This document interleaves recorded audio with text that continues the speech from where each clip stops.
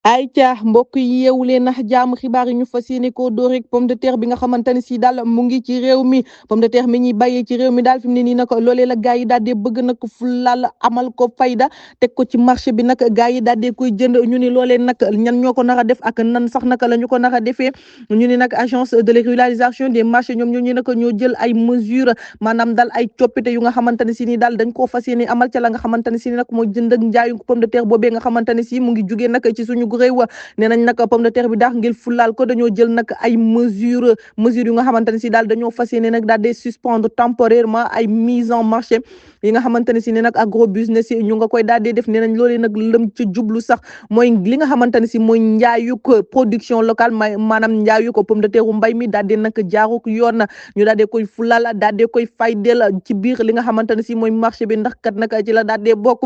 su ma leen gën a leeralee tuuti daal mooy yëf yi fi mu ne nii dañoo daal di fas yéene lépp lu nga xamante ne si pomme de terre la te jógewul ci réew mi rek ñu daal di suspendre ñu daal di ajandi la nga xamante ne si ni nag mooy dugg seem ci réew mi ba nag daal di fas yéene jaay li nga xamante ne si ni nag mooy pomme de terre bi jóge fii nag ci réew mi loolee nag nee nañ lañ ca jublu daal fi mu ne nii nag mooy daal di fulaal fay daal daal di jox ña nga xamante ne si ne nag ñooy producteurs locaux yooyee noonu nag ay seenu ko gëdd seenu ak seenu ko yelleef loolee nag la ñu daal di fas yéene ñu ne ana nan sax nag la ñu ko daal di defee wala nan lañ ko naxa daal di defee ñu ne ab dispositif de contrôle daal la ñuy jël nag daal di koy teg maanaam daal ab saytukaay bu nga xamante ne si ne nag fépp fu nga xamante ne si pomme de terre bi dafay daal di jóge rek daf koy nag daal di saytu ba tax na nag fu pomme de terre jóge rek daal di daanu ci marché local bi ñoom ñooñu nag daanuñ ko xam te nee nañ nag képp ku nga xamante ne si ni nag forcé nga rek ba daal di def lu ni mel rek yoon nag dina daal di daanu ci sa kaw ña nga xamante ne si ni nag ñoom ñooy chargé ya maanaam nag ña nga xamante ne si nag ñooy yàppkat yi ak acteurs ya nga xamante ne si ni nag maanaam ña nga xamante ne si daal ñooy dëgërante ak bopp ak ñoom ñooñee nga xamante ne si ni nag ñooy waa agence de régularisation des marchés ñoom ñooñu nga xamante ne si ni nag ñoom ñooy dugg ci biir marché bi di saytu la nga xamante ne si ni nag mooy doxinu marché bi di xool la nga xamante ne si ni nag mooy ak yelleef nee nañ képp ku nga xamante ne si yaa nga di gëxanteeg moom bopp rek yoon nag dina daal di dal sa kaw ndax ay mesures yu sévère la ñu ci nag daal di jël lépp rek ci ngir fulaal ña nga xamante ne si ni nag mooy commerçant yooyee ak producteurs locaux yi ba tey sax nag ci ay xibaar xët bu njëkk yëglekaay ba xëy nag naan la G7 sur le pied de guerre maanaam daal fi mu toll nii ca nag baatu ko nonga sax naka la ñu doon waxee ñoom ñoo daal nga xamante ne si nag ñooy jàngalekat yi nee nañ daal te nag ñu bokk ca G7 nee nañ li nga xamante ne si ni nag moom lañ leen diggoon defuñu ci dara ndax kat nag kii di président Ousmane Sonko am na yu nga xamante ne si ni nag waxtaane woon na ko ak ñoom ci ay coppite yu nga xamante ne si ni nag fas yéene nañ ko indi ca nag seen i conditions de travail yooyu waaye nag gisuñu ci dara ba fi mu ne nii daal ñu nga taxaw temb nag di woote la nga xamante ne si daal mooy rectification maanaam daal woote wallu ndax nag ñu daal di leen di dimbali ca la nga xamante ne si ni nag mooy condition yooyu ndax nag nee nañu dafa daal di métti ba tax na nag fi mu ne nii daal la ñu nara mooy grève bu ñu nag jugul ca la nga xamante ne si nag mooy yooyu revendication ci jëmale ko nag ca ñoom ñooñee ci seen i condition de travail maanaam daal anam ya nga xamante ne si ne nag ñu nga koy liggéeyee ñoom jàpp nañ ne nag dafa daal di métti ba tax na nag coppite la ñu ci daal di woote wala rek nag ñu daal di dem ca la nga xamante ne si ni nag mooy nay métti ga maanaam nag grève ga ba tey sax nag ci ay xibaar ñoom ñooñee nag di jàngalekat ya la ñuy wax ak waa Pastef mu mel ni nag waa Pastef ñoom ñooñee daal fi mu ne nii nag la ñu gën a tal sax nag mooy loi interprétative de la loi d'abrogation d'amnistie maanaam daal fi mu ne nii amnistie bi nga xamante ne si ne nag moo nekk ci réew mi di jooba jonge fi mu ne nii daal loolee nag la ñu daal dee tal nee nañ daal fi mu ne nii le Pastef maintient son agenda maanaam daal la nga xamante ne si nii rëddoon na ko ne nag fii nii laay def wala fii nii laay jaar fi mu ne nii daal nee nañ waa Pastef ñu nga ca nag takku ca ba dëgër ba mel ni sayug naanaam ndax kat nag loi boobee nga xamante ne si ne nag moom la kii di Amadou Bade bu Pastef daal di proposé woon fi mu ne nii daal gaaya nag naam ñu ngay woote la nga xamante ne si mooy grève muy wàllu opposition naam ñu ngay dem Touba naam ñu ngay dem Tivaouane naam dem nañu Ndiassane ak fële ca Kaolack nanga daal di dem boole ji ña nga xamante ne si ne nag mooy kilifa diine yi nee nañ daal waa Pastef fi mu ne nii daal fa ñu jàpp la ñu jàpp nee nañ daal fi nga xamante ne si ne nag mat nañu ko dafa dak daal di fas yéene rek nag dagg ba tey sax nag ci ay xibaar bu ñu desandee ci li nga xamante ne si ni nag mooy langu ko politique gi kii di Mansour Faye nag di rakk ci kii di Marième Faye Sall jox nañu ko nag la nga xamante ne si ni nag mooy dëgg la Cour suprême moo ko nag daal di joxandeeguma pour l'instant ndax kat nag la nga xamante ne si ni nag mooy voyage ya ñu ko doon tere nag fii ci réew mi daal moom moomee nag levé na la nga xamante ne si levé d'interdiction de sortir du territoire bu ma leen fàttali tuuti moom moomee nag di Mansour Faye dafa dem fële ca l'aéroport international Blaise Diagne ngir naka daal di dem fële ca Jeddah jaaree ko nag France ñu daal di koy tere ne ko nag doo fi daal di génn ndax nag dañu laa daal di tere mu génn nag coow ba sonn ne nag moom defu fi waxu fi lu ñaaw saagaw fi du fi nag alafinti ci dëkk bi ba ñu koy naka daal di tere génn ki nga xamante ne si nag mooy sëram daal di génn tamit coow li bari lool ku ne nag di xëcc jëmale ci sag boor waaye nag moom moom mu daal di takkaat ay bagage am ànd ak huissier jëm fële nag ca l'aéroport international Blaise Diagne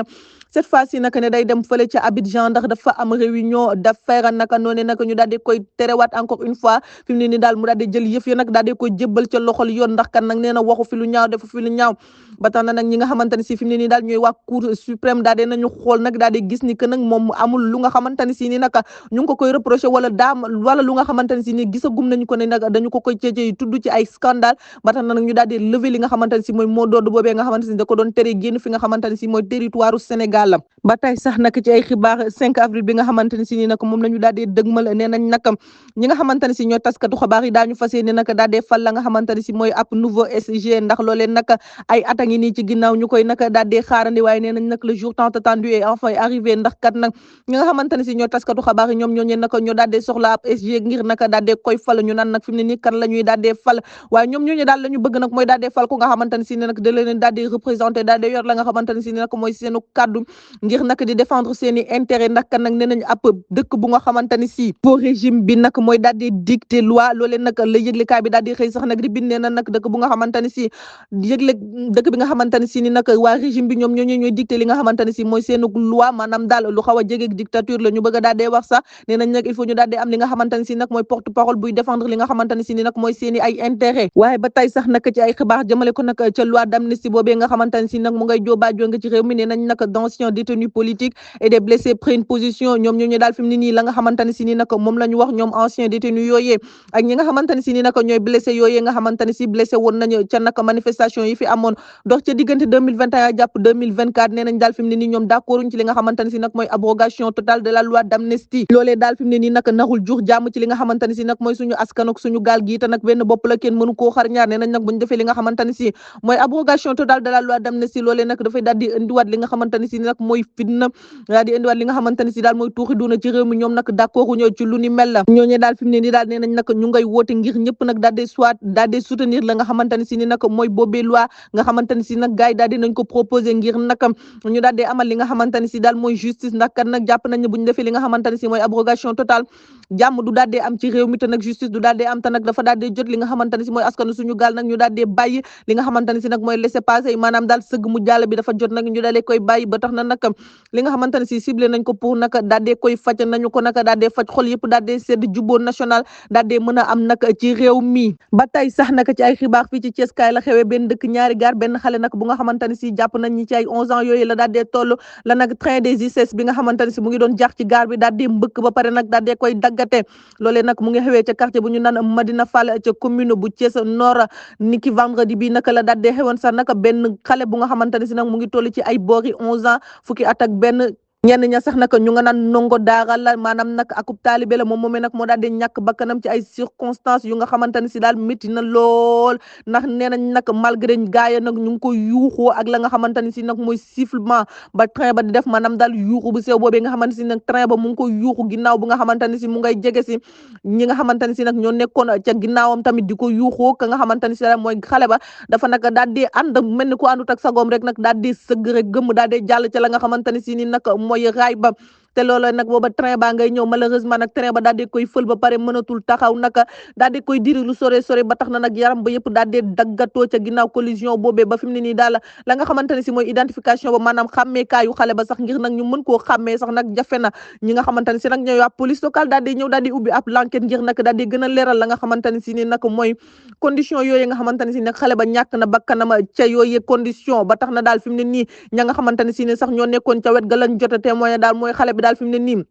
naam naka ñu nga ko doon woo waaye moom moomee daal dafa mel ni naka ku nekkul woon ak sagom wala naka ku àndul woon ak sagom gars yi naka naan dafa distrait woon wala naka dafa gisul woon li nga xamante ne si ni nag mooy danger bi wala rek sax nag est-ce que du dafa doyaloon nag ci li nga xamante ne si mooy àdduna ba tax nag ñu koy woo train bi daal di siffler nag ba pare faale wu leen mu continuer di def la nga xamante ne si moom lay def ba jàll nag train ba daal di koy ñàkk train ba daal di koy mbëkk mu daal di ñàkk bakkanam fi mu ne nii daal nag yëf ya mu nga ca loxol yoon ab l'enquête daaj nañ ko nag daal di ibbi ba tey sax nag ci ay xibaar ki nga xamante ne si ni nag moom mooy Badara Gadiaga daal di na génn nag daal di wax ginnaaw polémique yu bare bari yi nga xamante ne si ni nag wax na ko moom moomee nag Badara Gadiaga sax nag moo daal di wax que ni nag moom moomee cela remonte à 3 mois. J'avais vu Bouba Ndour pour lui faire part de mon intention de quitter la chaîne. Je recevais des critiques, ce qui ne me posait aucun problème, mais je ne voulais pas créer d'ennui au personnel de la TFM. maanaam daal nee na nag ñetti weer a ngi ni ci ginnaaw mu daal di gisante ka nga xamante ne si mooy Bouba Ndour di directeur des programmes foofee ca télévision Futur Média ngir nag daal di koy wax ni moom daal dafa bëgg nag daal di quitter fa nga xamante ne si mooy TFM googee ndax nag mu ngay jot ay critique nee na loolee moom du problème am sax nag waaye bëggul créer li nga xamante ne si mooy ay problème ña nga xamante ne si nag ñooy waa TFM ba tax na nag nee na lépp li nga xamante ne si ni ñu ngi koy wax fi mu ne nii daal moom loolee nag safu ko loolee nag moom defu ko dara ndax kat moom moomee bañkat la jàmbaar la loolee sax nag la daal dee wax ci ay waxam nee na nag je suis un éternel combattant maanaam daal bañkat laa damay bañ nag ba muy mitti nee na polémique yi nga xamante ne si ñu ngi koy wax nag amul benn effet bu nga xamante ne si ni nag am na ko ci waaye nag bu kenn daal dee boycotté ña nga xamante ne si nag ñooy waa TFM ndax defuñu waxuñu moom moomee nag moo daal dee def ta la mu def nag moom rek nag la daal dee engagé ba tey sax nag bu ñu desandee ci xibaar yi explosion réservoir mu daal di am fële nag ca Banjul daal di xewee Gambia people benn nag mort moo ca daal di am ak ñeent ñu nga xamante ne si nag jëlee nañ ci ay gaañu nee nañ nag drame boobu mu nga amee ca camp du commandement de la marine gambienne foofee ca Banjul ab réservoir daal moo daal di explosé ginnaaw bu ñu doon amal li nga xamante ne si mooy ab opération de ravitaillement en carburant maanaam daal ba ñu doon sol carburant le réservoir ba daal di explosé nag ba kenn daal di cay ñàkk ba kanam ñeent nag daal di cay jëlee ay gaañu yu nga xamante ne si nag mënees nañ ni nag dafa daal di metti nee nañ nag camion citerne bu société Ja-Oil boobee nag ñoo doon effectuer li nga xamante ne si mooy seen livraison mensuelle maanaam daal livraison bu nga xamante ne si nag chaque weer dañu koy daal di amal ci wàllum carburant foofee nag ca marine ba la ñu ko daal di yóbbu l'explosion maanaam nag explosion ba nag daal di déclencher li nga xamante ne si ni nag mooy incendie bu métti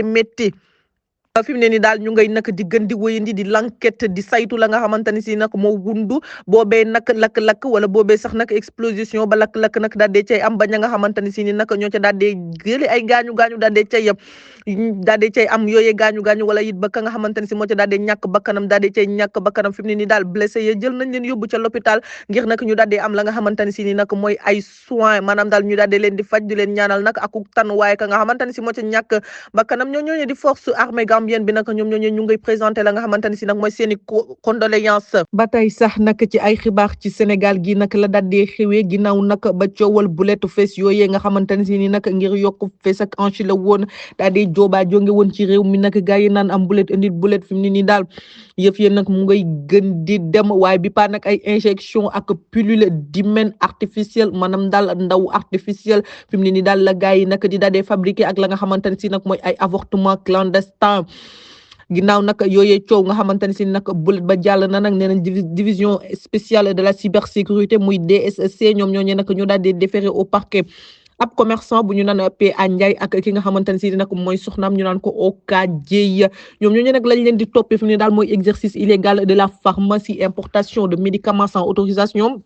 détention et vente de produits non homologués ainsi que de la mise en danger de la vie d'autrui et atteinte à la santé publique fi mu ne ni daal lañ leen di toppee nag moo bëri lool ba tax na nag yooyu rek nag la ñu ci nag daal di cité ñoom ñooñu nag nekk ci réseau social boobee ñu naan TikTok la ñu nekkoon nag di daal di def la nga xamante ne si nag mooy ay live ak publicité di wane nag la nga xamante ne si ni nag mooy seen ay produits di ko jaay. ba tey nag ci ay xibaar ab coow nag daal di dox ci ku ñu naan Abary toll nag ci 43 ans ak yaayu xale bi nga xamante ne si ni nag 13 ans la daal di am moom moomee la muy toppi Abary di ab commerçant nag divorcé ba pare nag yor ñaar ci ay doom nag la mooy dafa daal di violé ka nga xamante ne si nag mooy doomam bi am 13 ans xale boobu nga xam ne am na 13 ans moom moomee nag nekk en classe de CM2 yëf ya nag ba muy xew ca 2024 la woon xale ba nag fi mu ne nii nee nañ daal dafa daal di fàqoon nag ginnaaw ba nga xamante ne si ni nag jote nag yaayam jote bu métti métti mu daal di fàq ba mu fàqee nag ca la daal di daw ka nga xamante ne si ànd ak ka nga xamante ne si nag mooy seen voisin Abary moom moomee nee nañ nag dafa divorcé sax nag te yor na ñaar ñi nga xamante ne si ay doomam lañ nee nañ daal nag ginnaaw loolee nag ba nga xamante ne si ca la fàkkee ca la nag seen début histoire daal di commencé moom moomee nag sax ba ñu ko daal di yóbbu fële nag ca commissariat bu Jëppal daal di koy enquête nag moom quadragénaire boobee nga xamante ne si nag mooy Abary di commerçant bi nag dafa daal di weddi ba mu set nee na nag moom daal benn yoon la daal di mës a sekk li nga xamante ne si ni nag mooy rapport sexuel ak ki nga xamante ne si mooy xale boobee am 13 ans daal di xas xale bi nag nee na xale bi dafa daal di frivole ba pare nag femme aux mœurs légères la wala fillette aux mœurs légères sax maanaam daal ku nga xamante ne si dafa oyof sër fu ko neex la koy daal di tas ba tax nag sax xale ba nga xamante ne si ni nag moom moomee mu nga fa woon nag dafa daal di ne ko nag du daal di dëgg ndax nag sekk nañ ko lu ëpp 5 fois te à chaque fois rek nag moom moomee moo ko daan invité ci li nga xamante ne si ni nag mooy néegam mooy commerçant bi Abary ñu koy sekk nee na nag neexoon na ko Abary mosu koo forcé moom moomee la neexoon waaye nag nam ñu nga koy toppee ka nga xamante ne si mooy Abary détournement de mineur ba pare sax nag xale ba def caa naka daal di jëlee sax li nga xamante ne si mooy ëmb waaye nag waa ji dafa nag daal di bañ ba mu set nee na daal ki nga xamante ne si mooy faru xale bi sûrement moo ko daal di ëmbal ndax xale bi nag dafa daal di mën a taxawaalu ba tax na daal du nangu li ñu mel xaalis dong la ñu ko bëgg a laaj ba tax na nag moo tax ñu koy def li nga xamante ne si mooy piège bile te nee na xale bi à chaque fois daf ko doon laaj li nga xamante ne si ni nag mooy akub koppar fi mu ne daal weddi na yëf ya ba mu set xale ba nag nee na ko moom moomee moo ko ëmbal ndax nag woo na ko ci néegam lu ëpp 5 fois ñu koy sekk ak moom ba mu xulóoweeg yaayam tamit daal dee daw moom moo ko daal dee fatoon di ko sekk ak moom heure bu ko neexee naam nag xale bi nee na moom musul sax nag bañ kenn musu ko forcé ci dara waaye daal sekk nañu ko fi mu ne nii daal détournement de mineur lañ koy toppee sur une minette de 13 ans moom Abary moom mu nga nag ca loxol yoon kenn xamagul nag fu wànnente di mujjee ki gëttëm fële ca Gambia nag démantèlement de réseau de migration irrégulière moo fa daal dee xew maanaam daal ab réseau bu nga xamante ne si daal ca wàllum dem ak dikk ca wàllum mbëkk ma daal la yëngu la ñu daal dee démantelé tas ko nag tas sara jàpp nañ ci nag ñu bare ñu nga xamante ne si ni nag jàpp nañu daal ay responsable lañu ca waaye nag kenn ka nga xamante ne si nag mooy sénégalais ressortissant ba doon organiser yëf fi mu ne nii daal dafa nag daal di réer kenn gisu ko dafa nag daal di daw fi mu ne nii daal ca quartier nag Gambie daal ñu daal di nekkoon quartier bu nga xamante ne si mu ngi foofee nag ca Gambia ñu daal di gis nag ñu nga xamante ne si ni nag ñoo fa daal di daje woon nag ñu bare ñu nga xamante ne si ni nag bokk na ci 34 sénégalais 35 guinéens 4 gambiens ak ñaar ci nga ñu nga xamante ne si ay bissau guinéens lañ ak 63 hommes nee nañu ñoo nekk ci biir 12 femmes ak 4 ñu nga xamante ne si nag ay mineurs lañ ñoom daal ab benn kii la ñu moo leen daan hébergé woon benn ku nga xamante ne si gambien la moo leen hébergé woon ci li nga xamante ne si mooy ab appartement ngir nag ñu daal di xaar li nga xamante ne si nii daal mooy mbëkk mi di dem a job nag moo luy woon local boobee sax nag ñu daal di fay dugal ñoom ñooñu ñëpp ñu daal di joxe seen xaalis fas yéene nag daal di jël mbëkk mi utali Barça wala Barsax moom a job moomee fi mu ne nii daal sax nag daal di nañu ko nag di wër gu métti ndax kat nag dafa daal di disparaître ci li nga xamante ne si ni nag mooy nature bi ay ca mbokk yi li ma firu sondi woon ci ay xibaar ñaanal leen kenn dalug